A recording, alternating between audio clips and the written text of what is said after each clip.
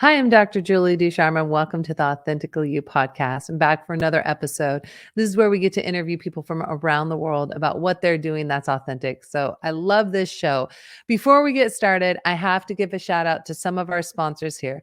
We have our Lead and Empower Her She Talks event happening in Houston on March 11th. And you can go to leadandempowerher.com to get those tickets. It's coming up. Tickets are filling out. So you want to grab yours. But I need to give a shout out to Milk Labs first. This oatmeal. Now I have to tell you, I grew up on oatmeal, the traditional oatmeal, and this is actually a really healthy but delicious oatmeal. I tried it out myself. It's nut-free if you have any allergies, gluten-free, delicious, hot water or milk, throw in some fruit with it. I loved it. Had my kids try it. They loved it too, and I didn't tell them that it was like sugar-free. So definitely check them out. You can throw this in your purse too, and anywhere that's got like a little hot coffee water, you're in. So love this. Okay, how many of you women wear high heels all day and your feet are killing you? Okay, well that would be me because I haven't worn high heels my entire life. I've worn a lot of either no shoes or tennis shoes. But what's really cool about Ally shoes is they actually custom make your shoes for your feet. So they have a way that they're able to measure them, and then they will make your shoes and send them to you somewhere between like 3 to 5 weeks. Really amazing and awesome. They are not only donating these coupons and 10% off for all our She Talkers, they're giving 50% off for our speakers, which is amazing. And they're actually shipping shoes to donate to us, to our women veterans. So huge shout out to these. Both of these are women-owned companies that I'm so excited I'll be supporting from now on out. And I also want to give a huge shout out to the Strategic Advisory Board, to Jason Miller and his entire team. They as well have donated and are a sponsor. And they also have some speakers coming. Tremendous group that is amazing at doing rapid growth and can meet any needs you have with 250 additional advisors. And I'm lucky enough to be one of those strategic partners on that. So please check them out as well. All amazing people. Jason's company as well is veteran owned. And as you know, everything we're doing here with Lead and Empower Her is supporting our veterans, supporting our women veterans. So please check that out. All right. Without further ado, I'm really excited today because I get to interview one of our She Talkers for the Houston event. Jessica and I just met, but now that she's in, as I tell everyone, you're part of the family. I'm not letting you go. And so let me tell you a little bit about Jessica. She works with individuals and organizations to help them elevate their confidence and communication and connection so they can make an influential impact on the world. She coaches with passion, guiding her clients to effectively identify, strengthen, improve their view of themselves in order to live life with greater success. With over 10 years of corporate human resource experience and a knack for meaningful connections with audiences and insatiable appetite for helping others maximize their potential, Jessica knows how to rock a platform, connect with a crowd, and provide coaching so that others can effectively realize their goals. Also, Jessica has exceptional communication skills as a result of her fluency in Spanish and as a result of learning English as a second language. She is also a veteran of the United States Army and attributes her level of resilience to overcoming physical and mental challenges she endured while serving. Jessica, welcome to the show. Thank you for having me, Julie. I love this because with Lead and Empower She Talks, it's really created this amazing network of women. And every time that I get to put on one of these, I add another 30 amazing women in. And so it's so exciting to have you. And of course, I love every single one of our women veterans because you guys truly have amazing skills. Besides not only devoting your time to our country, you come back and are able to affect our workplace in such a unique and diverse way. And I love this. So you have so much you're doing. Let's start with, you were in the military. Yes. And obviously, one of the things we do when She Talks is we talk about the transition for women veterans. But of course, I feel like every time I listen to this transition can apply for many women coming from many different areas in their life. So Mhm. how was your transition out of the military? It was hard in the sense that I didn't really, the military does give you some resources, but when that's all you've known, I was in for 4 years and I went right after high school. That's all I knew. And so coming out, it was like a whole new world for me, because all I knew was the military. And so having to get used to not being called by my last name, only people calling me by my first name, that was the biggest transition for me, because you get so used to being called by last name and your rank. And so transitioning out, people are calling you by your first name. And it's like, oh, I do have a first name. So that was a really big transition for me, was just, being a civilian. And then really just kind of understanding, okay, now what? What do I do? Who do I go to? I was blessed enough to have my best friend who was in college at the time. So she truly helped guide me, because I knew I wanted to go to college, but I had no idea where to start after not going right after high school. So I really kind of stumbled around. She helped a lot, okay, here's the application, here's what you do, here's some resources. Like if you need a computer, you can go to the lab. So just little things like that you take for granted, because in the military, everything is there. Okay, you go here for this, you go here for that. When you get out, it's like, okay, where do I go? Yeah. So that was really, really hard. And then transitioning in from full-time military to being a full-time student was a huge change of just everything, right? Everything is different. Everything's more relaxed. It's more fluid. You had to be at class at a certain time, but if you got there late, yeah, it was college. So, so no one's going to be yelling at you, making you do push-ups or anything like that. So just moving from a very strict and structured environment to a very loose and fluid. Okay, you're here, great, wonderful. You're not here, all right, well, whatever. So that was those were some of the bigger challenges, and then navigating the entire I did get funding for school, but I still had to navigate applying for where you're going to live, looking for an apartment, like all of those things. It was just a lot. It was a lot. And I was still very young. So I was trying to figure it all out and asking lots of questions along the way. But yeah, it was, it was definitely a challenge. Yeah. Sure. I can only imagine, but many of your other sister veterans have talked about that. In fact, I remember Bernice Flygirl said she was used to people driving her to the helicopter. And so when she got back home, she was on the San Diego freeways driving like 40 miles per hour, and she got pulled over for driving too slow, because she was just like, no, I haven't driven in forever because everyone drives me everywhere. And it was comical, but it was a reality check of like, oh, wow, like what's happening, And so, but at the same time, something I've been learning about all of the veterans, and especially the women, is that you guys have been able to take your skills in the military and translate those into something really successful. And something I notice is that our veterans really excel in entrepreneurship. And every time I interview a veteran who's an entrepreneur, they say, I took everything I learned in the military and applied it. And I love that, because a lot of people have a misnomer about, veterans and transition, and they miss this thing that a general once said to me, and it made so much sense. He said, why wouldn't you want to employ a veteran? We have spent millions of dollars training them. And I'm like, you're right. Like, oh my gosh. Yeah, they have all this training that other people don't.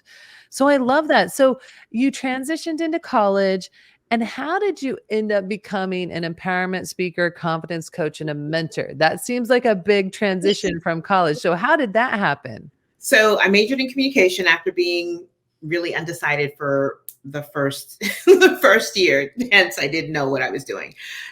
So really focused in on my skills. So I majored in communication, minored in Spanish. But as I went along my journey, I realized that, well, I've always loved mentoring. I mentored when I was in school. And then after I got out of the military, I went back home and I mentored a young student. She was in elementary school, so she was about 10 or so. And so that's where, my passion for that was there. But after I got out of the military, I really started to lean into that area and just mentoring. And then it spawned into mentoring at work. right? I had more junior colleagues that would come in and they were, bright-eyed and bushy-tailed, but very green. So I would show them the way. They would come to me for advice. Because I worked in I've been in HR my entire career, I had a lot of knowledge. And so they liked my work ethic. And so they would ask me, well, what about this? And I'd be like, ask for what you want, go in there, but I'm scared, I'm nervous. I'm like, well, the worst thing they could say is no, but if you don't ask, you won't know. So those were things that I would always say. But as it relates to my journey towards confidence, so as a young girl, I was in a near fatal car accident when I was 5 years old, and it was a drunk driver that hit us head on, and so I took the brunt of the injuries. The windshield shattered, and it all hit me in my face. So I have 3 visible scars on my face. So from a very young girl, people were always asking my mom what happened to her face, or asking me.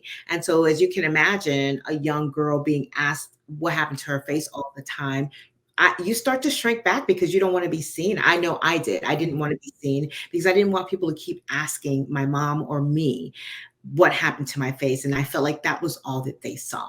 So I was painfully shy. I didn't like taking pictures. I didn't like being the center of attention. And so that shrinking continued into middle school and high school. I didn't know where I fit in. I didn't know who I was. So I was very insecure. I lacked self-esteem.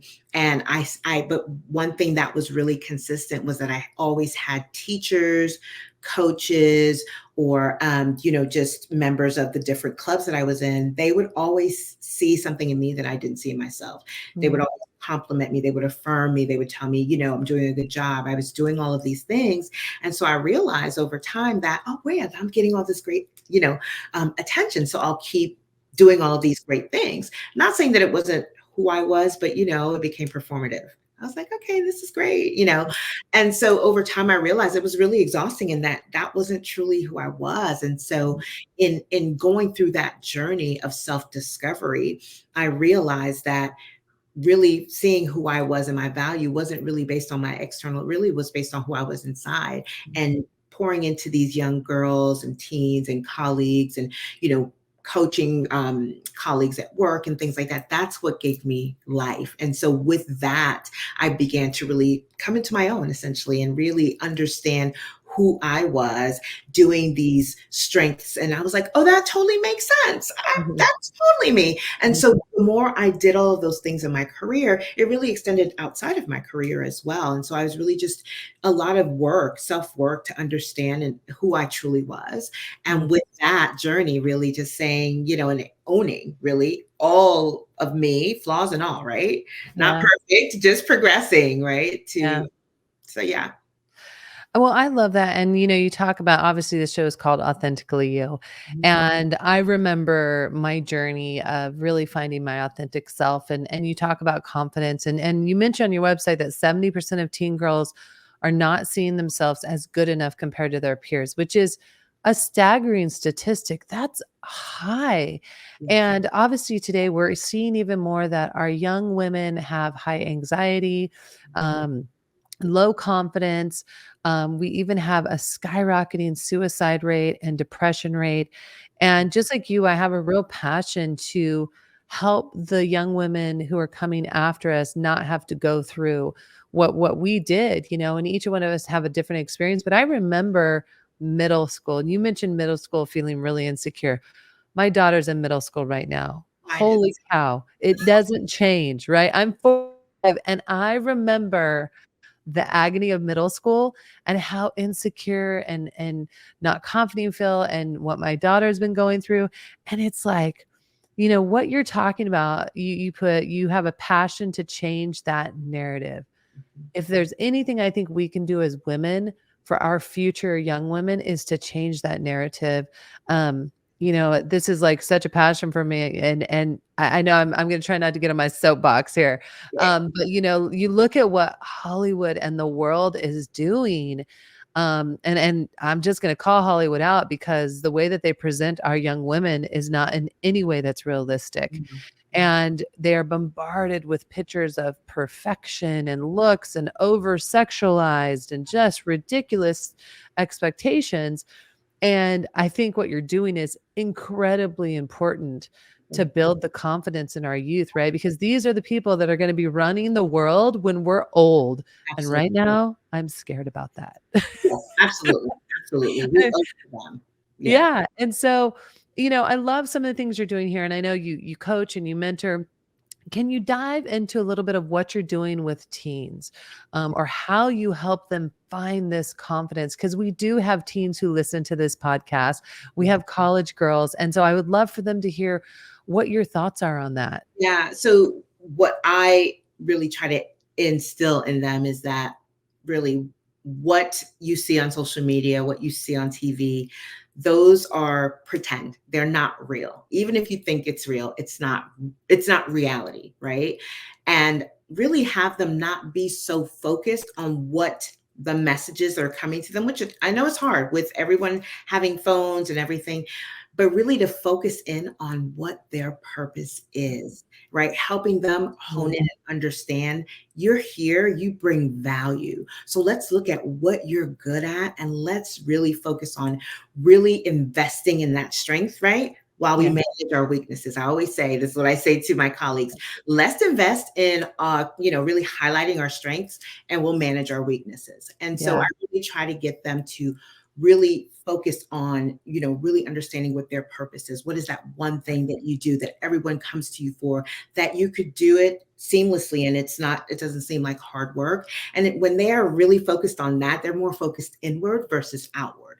And mhm, so really once you find your purpose and you're operating in that, all that other stuff falls away because essentially they're going to get the whatever the high is that they get from Instagram from giving back, right? mhm. We're here to be of Yeah, service to people. We're not here to just take, take, take. So yeah. really changing that so that they start looking at how can I give back to this world instead of taking from. Yeah, absolutely. It's so hard to drown out the noise, right? And when I had my daughter, one of the first things I realized as she got older is that I had to change my language in the sense of how I talked about myself. I didn't realize how negatively I talked about myself until I heard it around my daughter. Right? Oh, I look fat today. Oh, I don't look good. Like, oh, I'm not skinny enough. Right. And we all do this as women. It's a natural thing. You're getting older, right? We all wish we were 23. Of course, I wish I had the body when I was I'm 23. 23. What are you talking about? Yeah, there you go. You're 23. But you get older and you start going like, well, this isn't as tight as it used to be, and I've kind of got some stretch marks from kids, and and you get caught up in that because, like you said, the noise that comes from Instagram, all this thing is we have to debunk that. That's not real. Guess what? Everyone has a perfect life on Facebook and Instagram. Absolutely. Everyone does. But behind that is something so different. Absolutely. And it's so true. And it's frustrating because social media has so much power to do good. It really does. Yes. But it unfortunately, in my opinion, has taken a turn not for good. It's become just a platform for, false looks Mhm. and negativity, and I hope that there's more people that get on and change that, Yeah. like yourself and what you're doing. But, I look at this and I just think you're so right. We've got to change it. And, you put in here too that you have a desire. You, at the time you became a perfectionist and you had a desire to hide your external flaws. And I think, as you said, one of the most important things is for us women to embrace what we have, right? So my stretch marks are not flaws. They are examples of two beautiful children that I have birthed. My Absolutely. stretched out stomach is from carrying those babies, and I would do it again, right? So That's instead of right. me saying like, "Oh, I don't have a flat tummy anymore," it's like, you know what? That's like a rite of passage for me there. I carried those kiddos for 9 months, and they were giant babies, you know? But it's difficult because as a youth, I just think to myself, I didn't have that much confidence in junior high because girls are mean. I'm just gonna say it. They are. Girls are mean. And you know this, you were dealing with scars on your face, and I'm sure girls were so mean to you. Yeah, And I'm just thinking, what can we do, Jessica, to help women train their daughters that they don't have to be mean absolutely. to move forward? I mean, I don't know if I know that may not have a straight answer, but any suggestions on maybe how mothers can work with their daughters on this? Yeah, absolutely. I can give it a direct example because I have a daughter that's in middle school. And I always tell her, I'm like, someone is always going to find something that they can find wrong with you. But what's important is that you know who you are. So Yeah. I affirm her. I let Yeah. her know we're not perfect. I let her know mommy's not perfect. I do my best. And so I try to exemplify, be an example to her. I don't talk down about myself. Mm. Yeah, sometimes she pokes my she pokes my little role. I was like, you know what? But I tell her, you know what? I love it. I love all of me. And I'm like, I was like, no, I said, no one else is complaining about it. So I don't know why you're so things like that, just to show her Yeah. an example. But even taking it to another angle is, she has friends that look differently, and she'll come home and talk about, oh, she'll say something about a little boy is, and I said, well, you know what?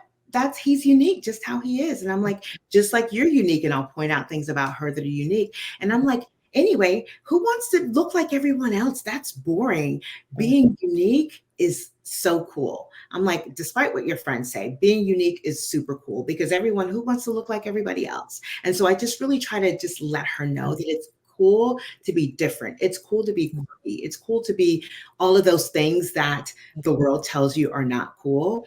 Yeah. And, because I'm like, at the end of the day, like, I don't want to be like the next person. I know that I was made just specifically as I am. So Yeah. just trying to instill those values in her young, Yeah.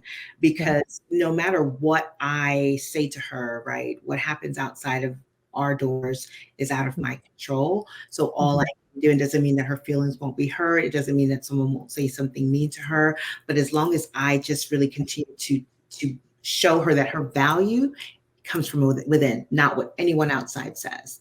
Mm. And it's hard. I'm not going to sit here and act like it's easy. Yeah. It's hard. Yeah, yeah, we need to share stories. We both have girls in junior high, and I agree. I mean, being a mom is probably the toughest job I'll ever have in my life, tougher than anything I'll ever do. And also being a mom and wanting our kids to have it better than we had it, to skip the pain, but at the same time I'm like, "You know what? The pain is what shaped us. The pain is what gave us character." Just like you had those scars, but in the long run, that was actually leading you to this amazing path that you're in, right? It's hard to see at the time, but God was like, listen, Jessica, I'm going to give you a few scars now, but you're going to be impacting people and young women because of your experience. Absolutely. And, that's, I think the hope we can have for all of our kids is, like you said, guide them and love them and let them know how important they are. And then let those experiences hopefully shape them and move them. So I love it. And I want to briefly chat on what you're going to talk about at She Talks, because you're doing a workshop, which, once again, for those of you thinking about going, it is in Houston on March 11th. Leadandempowerher.com. Click on the tour tab and you get your tickets there. But Jessica, tell us about your workshop, and obviously don't give it all away, but give us a few little ideas of what you're going to be doing. Absolutely. So my workshop, the title of the workshop that I will be facilitating will be Courage Through, or Confidence, excuse me, Through the Transition. And so really I'll be talking about different times in my life, right? When I had to have that confidence. And I can't say that I was always confident in that transition, but Sure. what I found that there was a common theme throughout my different transitions. And so I'll kind of unpack that a bit for the attendees and talk about how they can view transition and also work through, right? Because transition for anyone is scary because it's hard to know what's on the other side. Even if I just got like the dream job of my life, it's still a transition to something you maybe never done before, something totally new.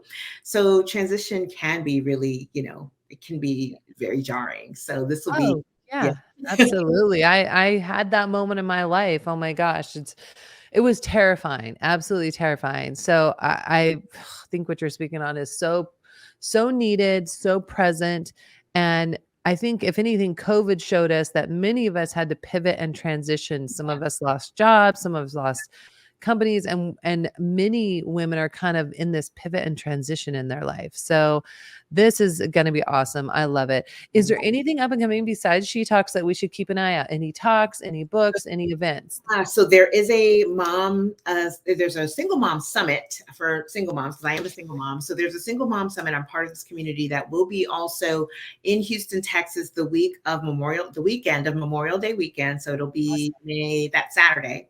I don't know the date off the top of my head, but it'll be the Saturday before Memorial Day. So there will be a summit here. It's going to be at the Woodlands. If anyone's familiar with Houston and you're in area, a single mom, definitely. So I will be, and I'll be promoting that on my Instagram. So be sure to follow me. Yeah. So, and then I am kicking around. So the story is, I always like, I really don't feel like I was led to write a book. But the funniest thing, I'm a woman of faith, and God, He speaks to you in some of the most interesting. I always say He has a sense of humor. Yes, He does. She knows what I do. She hears me on calls. And I said on calls, I was like, I don't feel like I was led to write a book. And she wrote, my mom is a coach. She is a motivational speaker, and she is an author. She writes books and I was like, she's like, Mommy, look what I wrote. And I was like, and I said, can I have that? And so she gave it to me. And so I have it tucked away.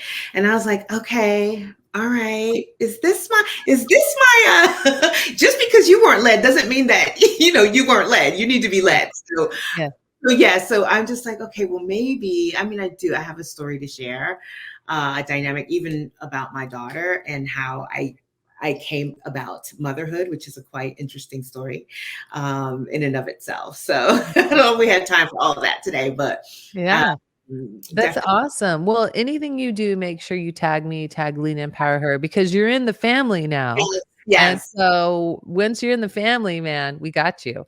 So, right. and it's books are interesting. Same thing. I'm in the process of writing another one that's very different from anything I've ever done, but it's focused on women and actually being a Proverbs 31 woman in this day and age. And it's a process. Yes. And some of those things I was working on, I'd be like, oh, you're calling me out, God, you're calling me out. Totally. So it will come. I'm excited for you on that. Yes. So this is so awesome. And once again, I hope you guys are coming to leadandempowerher.com. And just so Jessica has a daughter in middle school. I have a daughter. My daughters come to these Lead and Empower Her talks. It's rated G. They're welcome to come. Bring your daughters, junior high, high school. I would say a little younger might be too much for them, and let them be a part of this. My daughter's done 2. And then she brought a friend, and her friend was like, can I travel with you guys and just go to all of these? So great. I think it's a great way for these younger women to see us older women be transparent and talk about our challenges, but also where we're at. And so my last question for you, Jessica, is if you could go back to your younger self and give your younger self advice, what would you say? That's a good one. I would say, Jessica, you know what? Everything that you're going through right now is for a greater purpose. Just keep going. Awesome. I love it. Love it. Love it. Thank you so much for being on the show. And as I always say, live, love, laugh, and always be your authentic self.